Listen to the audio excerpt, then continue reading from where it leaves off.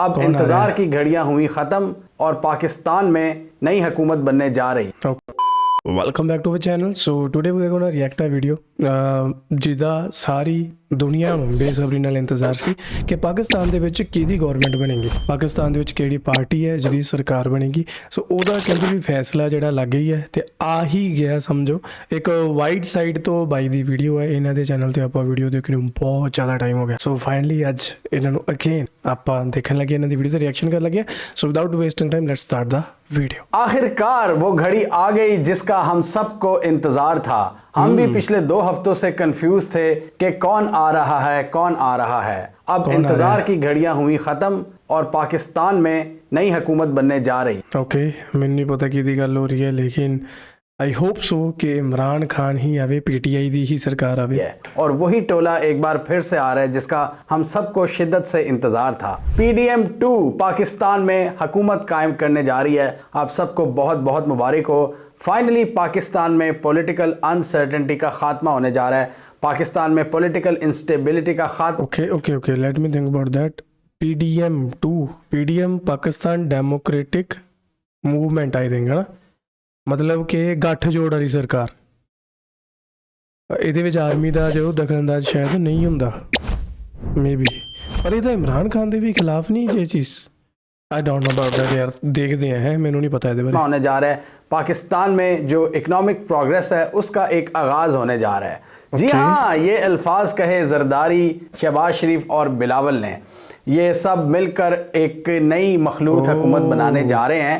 पहले तो peoples party बड़े नखरे दिखा रही थी कि हम हुकूमत साजी में इनकी मदद कर देंगे लेकिन हुकूमत में नहीं आएंगे।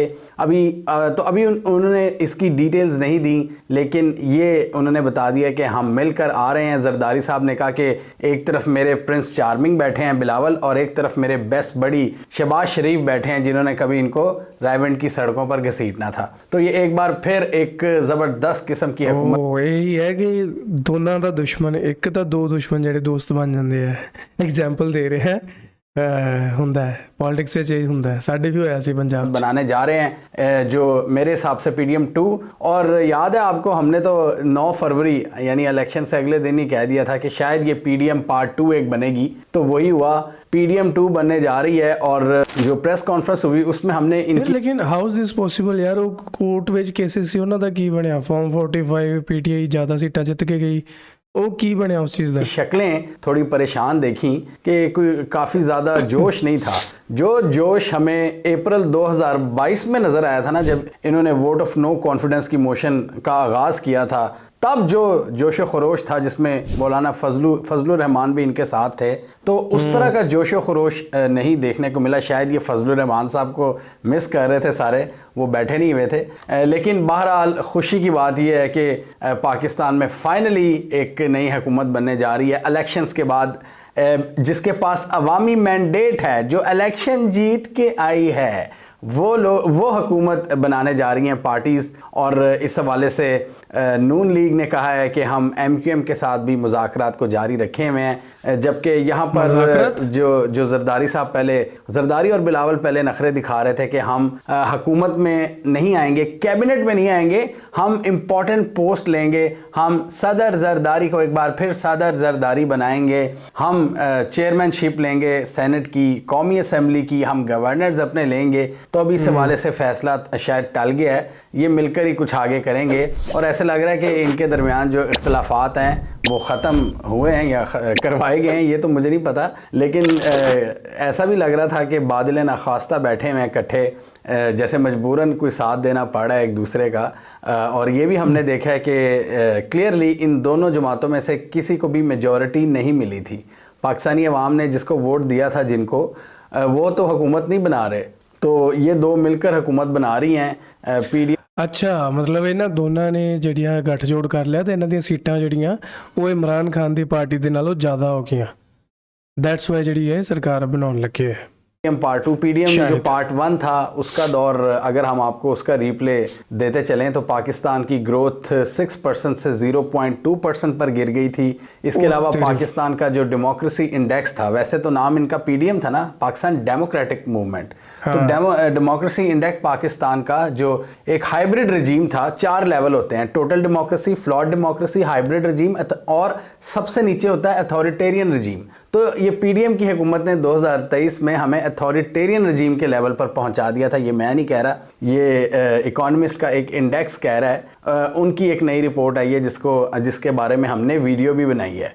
तो पाकिस्तान इनके दौर में एक सो कॉल्ड डेमोक्रेटिक सेटअप है, उसके दौर में पाकिस्तान हाइब्रिड रजीम के लेवल से भी नीचे गिर गया और अथॉरिटेरियन रजीम की कैटेगरी में आ गया, और साथ ही हमारी जो ग्रोथ रेट थी वो ज़ीरो के करीब पहुंच गई, यानी इकॉनमी श्रिंक हुई, इकॉनमी ने ग्रो नहीं किया इनके अंडर। और मुझे बताने की ज़रूरत नहीं है जो इनके 2022 से 24 में हुआ, हमने देखा बिजली की कीमतें कहाँ पर गईं, गरीबों के घर में 19 हज़ार 20 हज़ार के बिल आए थे, और इस गर्मियों का मुझे नहीं पता क्या होने वाला है। हमारे जो ऑफिस में काम करने वाले हैं, जो सफाई वगैरह करते हैं, वो आए रोज़ हमसे पैसे मांग रहे होते हैं क्योंकि उनकी भी मजबूरी है, उनका पूरा होता। वो पहले नहीं मांगते थे, आज से 2-3 साल पहले, लेकिन पिछली गर्मियों से लेकर अब तक उन्होंने भी काफ़ी तंग किया हुआ है, क्योंकि उनको हुकूमत ने तंग किया हुआ है और हमें भी तंग किया हुआ है। हमें नहीं पता हम किससे पैसे मांगे जाके। ये चेन बन गई है कि अगे के तंग कर दे रहे हो। तो ये सूरत हाल पाकिस्तान में बन रही है। बहरहाल पॉलिटिकल ऐसा लग रहा है कि इंस्टेबिलिटी का ख़ात्मा हो गया पाकिस्तान में। अब इन्वेस्टर्स आ जाएंगे, ग्रोथ रेट भी ऊपर चली जाएगी, पाकिस्तान के पूरी दुनिया से ताल्लुकात भी अच्छे हो जाएंगे, CPEC का भी आगाज़ हो जाएगा। ये सारी हमारी दुआएं हैं और हमारी खुशफहमी हैं जो शायद इंशाल्लाह अल्लाह ताला पूरी करेगा, कि कम से कम चलो हुकूमत तो बन रही है ना। क्लेम ये कर रहे हैं कि हमारे पास मैंडेट है, लेकिन बहुत से लोग ये भी कह रहे हैं कि मैंडेट नहीं है इनके पास। अभी PTI के जो बैरिस्टर गोहर हैं, उन्होंने एक दफ़ा फिर कहा है कि हमें हुकूमत बनाने दी जाए, हमारा हक ये बनता है। पाकिस्तान तहरीक इंसाफ सबसे बड़ी पार्टी थी, उसको हुकूमत बनाने दी जाए। और अब देखें पाकिस्तान में ये सिलसिला शुरू हो गया। अभी सिंध हाई कोर्ट के जो एक जस्टिस हैं, उन्होंने भी रिमार्क्स दिए हैं। उन्होंने कहा कि मुल्क में तो ये बंदर बांट लगी हुई है, मतलब अवामी मैंडेट को साइड पर रखकर आप ये अब ड्राइंग रूम्स में डिसाइड हो रहा है कि कौन हुकूमत बनाएगा, कौन सदर बनेगा, कौन प्राइम मिनिस्टर बनेगा। प्राइम मिनिस्टरशिप के लिए शहबाज शरीफ साहब का नाम फाइनलाइज हो गया। बहुत बहुत मुबारकबाद शहबाज शरीफ को, बड़ी ज़बरदस्त कारकर्दगी दिखाई थी आपने 2022-23 में, और हम उम्मीद करते हैं अल्लाह आपको मज़ीद तरक्की दे, आपके असासों में अल्लाह ताला इजाफ़ा लाए और हमारी हालत मज़ीद पतली हो। और इसके अलावा मरीम नवाज़ ने कहा कि अब पंजाब में एक नए दौर का आगाज़ है, क्योंकि मरीम अब CM पंजाब बनने जा रही हैं, और उन्होंने कहा कि हम पंजाब को बदल के रख देंगे। हम उम्मीद करते हैं कि वो बदल कर रख दें। First ever female chief minister सूबा पंजाब की मरीम नवाज़ बनने जा रही हैं, और पाकिस्तान के ऊपर फिर वही 2 पार्टीज़ का राज होने जा रहा है जो 2008 से हमने देखा था। 2008 में भी इन्होंने मिलकर ही हुकूमतें बनाई थी, बाद में नून लीग अलहदा हो गई थी, लेकिन यानी पहले पीपल्स पार्टी ने हुकूमत की, फिर नून लीग आ गई 2013 में। और हमें याद है वो कितना ज़बरदस्त दौर था जब इन दोनों ने मिलकर हुकूमत बनाई थी 2008 में। तो पाकिस्तान में अब फिर वही आगाज़ होने जा रहा है। अब दुआ करें हमारी एक्सपोर्ट्स भी ऊपर जाएं और बिजली की लोड शेडिंग भी ना हो और दहशतगर्दी भी ना हो, लोड शेडिंग भी ना हो। ये वो सारे चीज़ें हैं जो पहले इनके दौर में हमने फ़ेस की हुई। इसलिए मैं अल्लाह से उम्मीद कर रहा हूँ कि ये चीज़ें दोबारा ना हों, हमारी जो टेक्सटाइल इंडस्ट्री का पट्टा ना बैठे एक बार फिर। बेस्ट विशेज़ हैं कौम के लिए, और अल्लाह ताला से दुआ है कि अल्लाह ताला इस मुल्क को बुलंदियों के किसी नेक्स्ट लेवल पर ले जाए और इंशाल्लाह हमारे हालात भी दुरुस्त हों। इस हवाले से डील की मज़ीद कुछ डिटेल सामने आई हैं। पीपल्स पार्टी बज़िद है कि हम कैबिनेट में नहीं आएंगे, यानी वजारतें नहीं लेंगे, और नेशनल असम्बली का स्पीकर के हवाले से पीपल्स पार्टी पहले ज़िद कर रही थी, तो इस ज़िद से भी वो थोड़ा सा बैकडाउन उन्होंने किया। उन्होंने कहा ठीक है, सेनेट की चेयरमैनशिप पीपल्स पार्टी को मिल जाएगी और नेशनल असम्बली की नून लीग को। वज़ीर आज़म होंगे शहबाज शरीफ, सदर होंगे ज़रदारी, गवर्नर्स होंगे पीपल्स पार्टी के, और जिन सूबों पर इन्होंने मिलकर हुकूमत करनी है वहाँ पर मुश्तरका वज़राए आला, लेकिन पंजाब में मरियम नवाज। यानी बलोचिस्तान में मिलकर हुकूमत बनाएंगे, पंजाब में नून लीग और सिंध में पीपल्स पार्टी। कौमी असम्बली का इजलास इलेक्शन के 20 दिन बाद बुलाया जाता है। ये एक रूल है, या आप कह लें कि एक रिवायत चली आ रही है। तो 29 फरवरी को कौमी असम्बली का इजलास बुलाया जाएगा, उसमें फिर वोटिंग होगी। पीटीआई अपना प्राइम मिनिस्टर का जो उम्मीदवार है उसको खड़ा करेगी, पीडीएम अपना उम्मीदवार खड़ा करेगी, जिसको ज़्यादा वोट मिलेंगे वो प्राइम मिनिस्टर बन जाएगा और मुल्क की बागडोर संभाल लेगा। और इस वक्त जो आपका ईवान है उसमें 336 का जो हाउस है, 169 वोट्स चाहिए आपको पीएम बनने के लिए। मुझे भी कोई दे दे 169 वोट्स।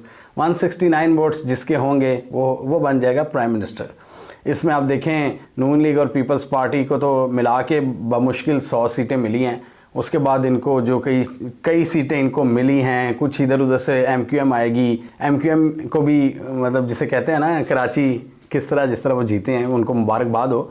उसके बाद इनकी रिज़र्व सीट्स हैं, फिर छोटी छोटी पार्टीज़ करके 169 किस्म का जो 169 में जो वज़ीर-ए-आज़म बनेगा, आपको पता है वो किस तरह एक वीक पीएम होगा, बैसाखियों वाला पीएम होगा, जो सपोर्ट के लिए इधर उधर देखेगा। और ज़्यादा पावर मेरे हिसाब से यहाँ पर जरदारी के पास होगी।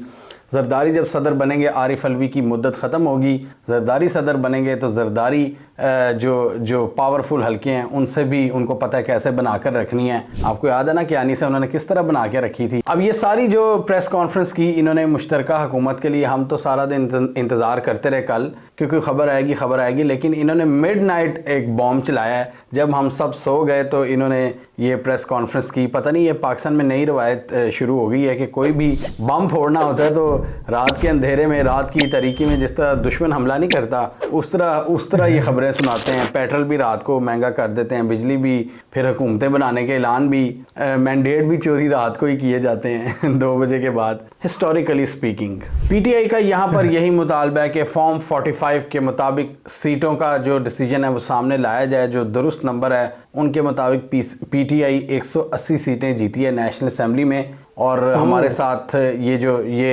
नाइंसाफ़ी हो रही है, इसको देखा जाए। मुल्क को एक दफ़ा दोबारा क्राइसिस की तरफ ना धकेला जाए, एक दूसरा ब्लंडर ना किया जाए जो पहले पाकिस्तान में ब्लंडर्स होते रहे हैं 1971 में, 1978 में और फिर 90s में, और फिर बार जो ब्लंडर्स होते रहे हैं।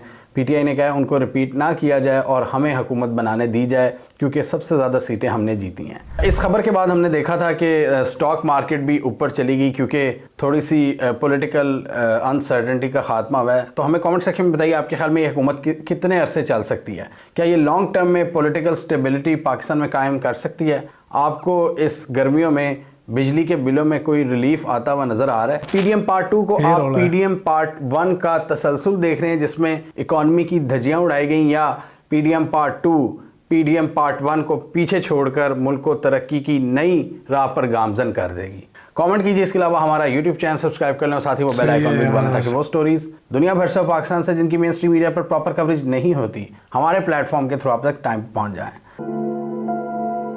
क्या बात है। ਸੋ ਲਓ ਵੀ ਮਿੱਤਰੋ, ਪਾਕਿਸਤਾਨ ਦਾ ਜੋ ਫਿਊਚਰ ਹੈ ਉਹਦਾ ਫੈਸਲਾ ਹੋ ਗਿਆ ਤੇ ਹੁਣ ਤੁਸੀਂ ਮੈਨੂੰ ਥੱਲੇ ਕਮੈਂਟ ਕਰਕੇ ਦੱਸੋ ਕਿ ਤੁਸੀਂ ਇਸ ਫੈਸਲੇ ਤੋਂ ਖੁਸ਼ ਹੋ ਜਾਂ ਨਹੀਂ। ਠੀਕ ਹੈ, ਐਟ ਦਾ ਐਂਡ ਸਰਕਾਰ ਤੁਹਾਡੀ ਹੈ ਤੇ ਤੁਸੀਂ ਹੀ ਉਹਦੇ ਕਰਤਾ ਧਰਤਾ ਹੋ। ਪਰ ਮੈਨੂੰ ਨਹੀਂ ਪਤਾ ਰੂਲਸ ਰੈਗੂਲੇਸ਼ਨ ਦਾ, ਕਿ ਨਾ ਮੈਨੂੰ ਪੋਲਿਟਿਕਸ ਬਾਰੇ ਇੰਨਾ ਜ਼ਿਆਦਾ ਪਤਾ, ਪਰ ਜੋ ਸੋਸ਼ਲ ਮੀਡੀਆ ਤੇ ਅਸੀਂ ਇੱਥੇ ਦੇਖ ਰਹੇ ਹਾਂ ਉਹਦੇ ਅਕੋਰਡਿੰਗ ਤਾਂ ਇਹੀ ਲੱਗਦਾ ਸੀਗਾ ਕਿ ਇਮਰਾਨ ਖਾਨ ਦੀ ਪਾਰਟੀ ਬਣੂਗੀ, ਇੱਕ ਜਸਟਿਸ ਮਿਲੂਗਾ, ਨਿਆਂ ਮਿਲੂਗਾ। ਹੁਣ ਉਹ ਜਿਹੜੇ ਫਾਰਮ 45 ਦੇ ਕੇਸਿਸ ਚੱਲ ਰਹੇ ਸੀ ਕੋਰਟਸ ਦੇ ਵਿੱਚ, ਉਹਨਾਂ ਦਾ ਕੀ ਬਣਿਆ? ਮਤਲਬ ਇਹਨਾਂ ਨੇ ਜੇ ਡਿਕਲੇਅਰ ਕਰਤਾ ਕਿ ਪੀਡੀਐਮ ਬਣੇਗੀ, ਪੀਡੀਐਮ ਪਾਰਟ 2 ਮਤਲਬ 1 ਬਣਿਆ ਸੀ 2022 ਜਦੋਂ ਨੋ ਕੌਨਫੀਡੈਂਸ ਮੋਸ਼ਨ ਵਾਲੀ ਗੱਲ ਹੋਈ ਸੀਗੀ, ਇਮਰਾਨ ਖਾਨ ਨੂੰ ਉਤਾਰਿਆ ਸੀ।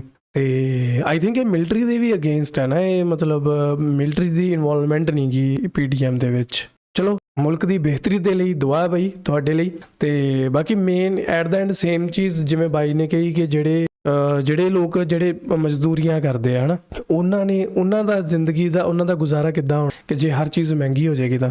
ਕਿਉਂਕਿ ਮੇਨ ਚੀਜ਼ਾਂ ਕੀ ਹੁੰਦੀਆਂ ਯਾਰ, ਪੈਟਰੋਲ, ਠੀਕ ਹੈ, ਤੇ ਮਤਲਬ ਪਹਿਲਾਂ ਤਾਂ ਚਲੋ ਖਾਣਾ ਪੀਣਾ ਹੋ ਗਿਆ, ਖਾਣ ਦੀਆਂ ਸਾਰੀਆਂ ਚੀਜ਼ਾਂ, ਦੁੱਧ ਵਗੈਰਾ, ਦਹੀਂ, ਲੱਸੀ, ਮੱਖਣ, ਘਿਓ ਹੈ, ਦਾਲਾਂ, ਸਬਜ਼ੀਆਂ, ਇਹ ਸਾਰੀਆਂ ਚੀਜ਼ਾਂ, ਤੇਲ, ਤੇ ਉਸ ਤੋਂ ਬਾਅਦ ਆ ਜਾਂਦੀ ਹੈ ਗੱਲ ਪੈਟਰੋਲ ਦੀ।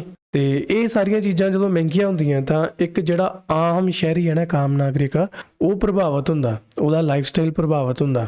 ਜੌਬਸ ਘਟ ਜਾਂਦੀਆਂ ਕਿਉਂਕਿ ਅੱਜ ਕੱਲ ਟੈਕਨੋਲੋਜੀ ਦਾ ਜ਼ਮਾਨਾ ਅੱਗੇ ਜਾ ਕੇ ਇਨਵੈਸਟਮੈਂਟ ਹੁੰਦੀ ਹੈ ਜੌਬਸ ਘਟਣਗੀਆਂ ਬੇਰੁਜ਼ਗਾਰੀ ਥੋੜੀ ਵਧੂਗੀ ਔਰ ਦੇਖੋ ਹੁਣ ਕਿੱਦਾਂ ਹੋ ਸਕਦਾ ਇਹਨਾਂ ਕੋਲ ਸਾਰਾ ਇੱਕ ਪ੍ਰੀ ਪਲੈਨਿੰਗ ਹੋਵੇ ਇਹਨਾਂ ਕੋਲ ਪੂਰੀਆਂ ਸਟ੍ਰੈਟੇਜੀਜ਼ ਰੈਡੀ ਹੋ ਕਿ ਜਦੋਂ ਸਰਕਾਰ ਬਣੇਗੀ ਕੀ ਇੰਪਲੀਮੈਂਟ ਕਰਨਾ ਪਰ ਦੇਖੋ ਬਾਈ ਨੇ ਅੱਜ ਜਿਵੇਂ ਦੱਸਿਆ ਨਾ ਮੈਨੂੰ ਨਹੀਂ ਉਸ ਚੀਜ਼ ਬਾਰੇ ਪਤਾ ਸੀਗਾ ਕਿ ਡੈਮੋਕ੍ਰੇਸੀ ਦੇ ਵਿੱਚ ਵੀ ਮਤਲਬ ਕੁਝ ਟਾਈਪਸ ਆਫ ਡੈਮੋਕ੍ਰੇਸੀ ਹੁੰਦੀ ਮੈਂ ਇਹਦੇ ਬਾਰੇ ਸਰਚ ਕਰਨ ਲੱਗੂਗਾ ਜੇ ਤੁਹਾਨੂੰ ਪਤਾ ਤਾਂ ਮੈਨੂੰ ਥੱਲੇ ਕਮੈਂਟ ਕਰਕੇ ਦੱਸ ਦਿਓ ਬਾਕੀ wish you good luck for the bright future of Pakistan ਉਮੀਦ ਕਰਦੇ ਹਾਂ ਕਿ ਬੇਰੁਜ਼ਗਾਰੀ ਘਟੇ ਤੇ ਜਿਹੜੇ ਉੱਥੋਂ ਦੇ ਲੋਕ ਆ ਉਹ ਸੁਖੀ ਰਹਿਣ ਸੁਖੀ ਜੀਵਨ ਬਤੀਤ ਕਰਨ ਖੁਸ਼ ਰਹਿਣ ਤੇ ਵਧੀਆ ਖੁਸ਼ਹਾਲ ਕਰੀਅਰ ਹੋਵੇ ਛੋਟੇ ਛੋਟੇ ਬੱਚਿਆਂ ਦਾ ਕਾਲਜ ਪੜ੍ਹਨ ਵਾਲਿਆਂ ਦਾ ਐਜੂਕੇਸ਼ਨਲ ਤੇ ਜੋ ਹਸਪੀਟਲ ਸੈਕਟਰ ਹੈ ਠੀਕ ਹੈ ਮੈਡੀਕਲ ਫੀਲਡ ਹੈ ਉਹਦੇ ਵਿੱਚ ਲੋਕਾਂ ਨੂੰ ਰਾਹਤ ਮਿਲੇ ਘੱਟ ਹੋਵੇ ਥੋੜੇ ਰੇਟ ਤੇ ਲੋਕੀ ਆਪਣਾ ਇਲਾਜ ਵੀ ਵਧੀਆ ਕਰਾ ਸਕਣ ਹਸਪੀਟਲਾਂ ਦੇ ਵਿੱਚ ਇਹ ਜਿਹੀਆਂ ਚੀਜ਼ਾਂ ਸਰਕਾਰ ਹੀ ਲੈ ਕੇ ਆਉਂਦੀ ਹੁੰਦੀ ਸੋ ਹੋਪ ਸੋ ਉਮੀਦ ਹੋਪ ਫॉर ਦਾ ਬੈਸਟ ਤੇ ਬਾਕੀ ਤੁਸੀਂ ਦੱਸੋ ਮੈਨੂੰ ਥੱਲੇ ਕਮੈਂਟ ਕਰਕੇ ਤੁਹਾਡਾ ਕੀ ਮੰਨਣਾ ਹੈ ਇਸ ਬਾਰੇ ਮਿਲਦੇ ਅਗਲੀ ਵੀਡੀਓ 'ਚ ਸਤਿ ਸ਼੍ਰੀ ਅਕਾਲ